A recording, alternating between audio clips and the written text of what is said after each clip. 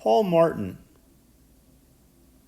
was the first to come up with this categorization and subcategorization of what he called hopium.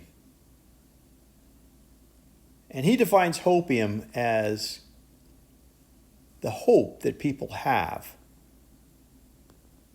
that's distilled into elements and made into a drug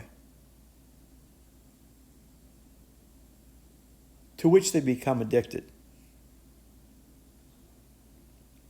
He thought the Swiss Army knife was the best meme for hydrogen.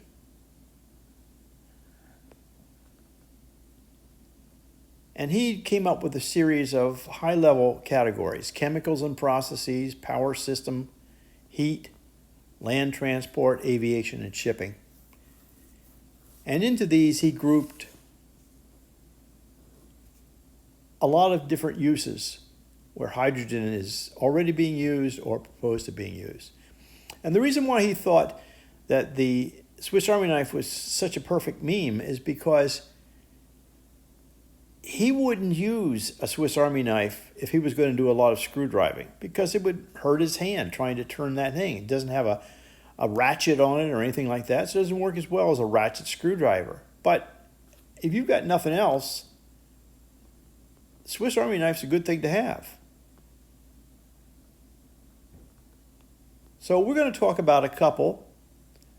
I want to show you light aviation, hydrogen fuel cell cars, and we can focus on those. But there are a lot of things in here that you can see that are very practical things. Things like island grids. If you live on an island, you're separated from the grid, how do you get your power? Maybe hydrogen.